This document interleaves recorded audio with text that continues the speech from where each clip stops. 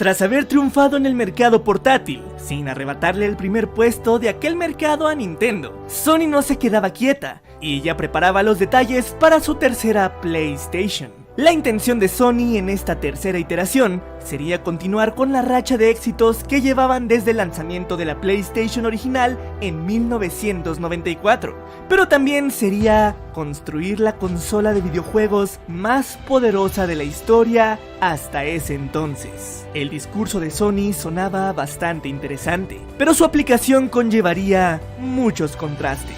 Y así continuó la historia. Yo soy Evermed, y esta es la historia de PlayStation.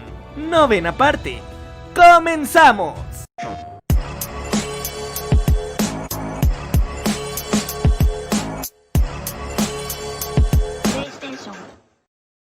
Sony presentó al público por primera vez su tercera consola casera el 16 de mayo de 2005 durante la E3 de ese año. En aquella conferencia, la gente de Sony no dejó de hablar sobre la potencia de la máquina, proporcionada por el futurista procesador Cell, y aprovechó para presentar al mundo una demo de Killzone 2. El juego con el que Sony pretendía demostrar a todo el mundo de lo que era capaz su nuevo aparato. Pero más allá de las promesas de su potencial gráfico y de los juegos mostrados, sin duda el principal protagonista de aquella ocasión sería otro. Una sorpresa inesperada se llevarían los fans de PlayStation al ver que el clásico DualShock, que acompañaba a las anteriores consolas de la marca, había sido sustituido por un mando al cual se le llamó Boomerang. La existencia del Boomerang se debe a una razón en concreto. Más que innovar o tratar de hacer las cosas diferentes, Sony enfrentaba durante ese entonces un problema legal con la compañía Immersion Technology por el uso de la vibración en el DualShock sin su consentimiento, por lo que el mando Boomerang reformaba el diseño del mando de la PlayStation y no incluía vibración. Un detalle que llama la atención del mando es que los sticks analógicos tendrían un tamaño más reducidos, mucho más cercanos al pequeño joystick analógico que incluía la PSP. Destaca también que los gatillos estarían en una posición más centrada que en los DualShock tradicionales, y la cruceta y los botones frontales no estarían en paralelo, sino formando un ángulo. Tras críticas, bromas y un periodo de silencio bastante largo por parte de Sony, en el E3 de 2006, Sony mostró la consola en su versión final, acompañada del que sería su primer mando, el mucho más familiar Six Axis, que al no tener vibración por aquel pleito legal, no podía llamarse DualShock, pero incluía como novedad una rudimentaria detección de movimiento, algo que tan de moda estaba en aquel entonces por culpa de la competencia, que parecía hacer cosas cada vez más extrañas. Mientras que en ninguno de los eventos celebrados en 2005 no hubo ningún demo jugable de la PlayStation 3, el modelo presentado en aquel año incluía 2 puertos HDMI, 3 puertos Ethernet y 6 puertos USB. Para cuando el sistema volvió a ver la luz en 2006, los puertos se redujeron a solo un HDMI, un puerto Ethernet y 4 puertos USB. Fue en aquel momento cuando Sony anunció el precio de la nueva consola. La PlayStation 3 estaría disponible en 2 modelos. Uno incluiría almacenamiento de 20 GB a un precio de $499 y el otro 60 GB por $599 con puerto HDMI, conectividad inalámbrica a través de Wi-Fi, lector de tarjetas flash y un borde cromado con el logotipo plateado. La estrategia que había seguido Sony en sus 2 consolas pasadas parecía desvanecerse en esta ocasión. El precio parecía excesivo y muchos comenzaron a criticar bastante a Sony, pues además de los precios altos, condicionaba a la gente que quería tener una experiencia en alta definición a comprar el modelo más caro, pues la versión de 20 GB no incluiría puerto HDMI.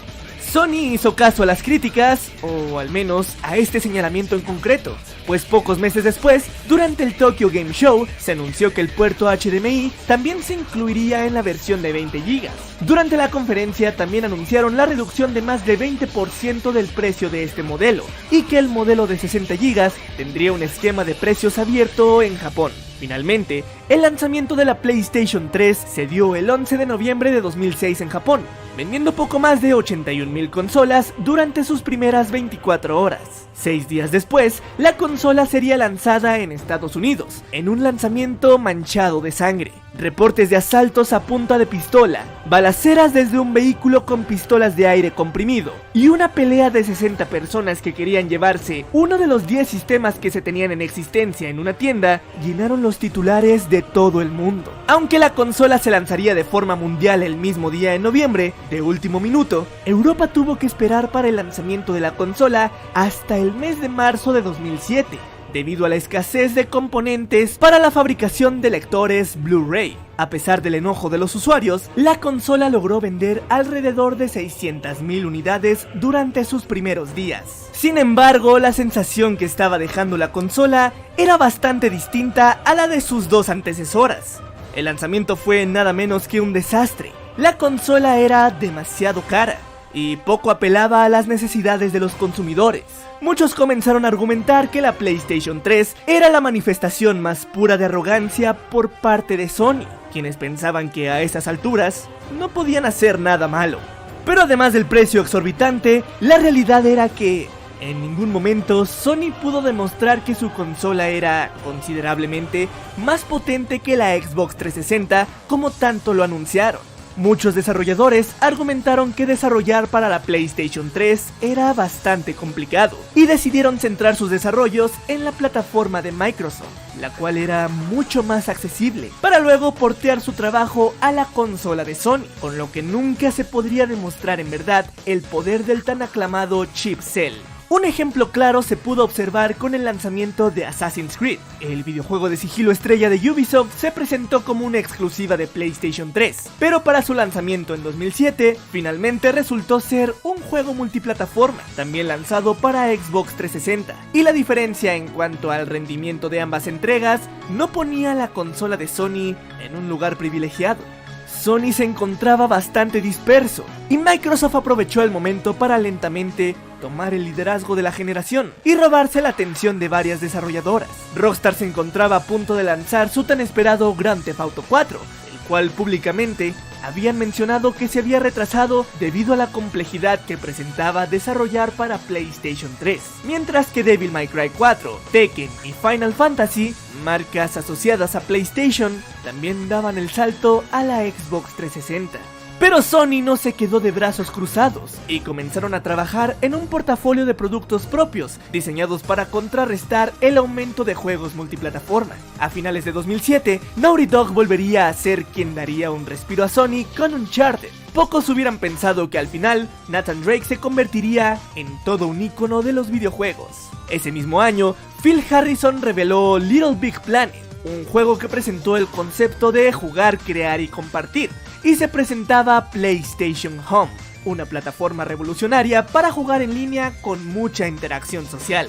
Pero a pesar de la emoción generada en torno a estos anuncios, 2007 fue un momento extraño para la PlayStation 3 y para toda la división de juegos de Sony.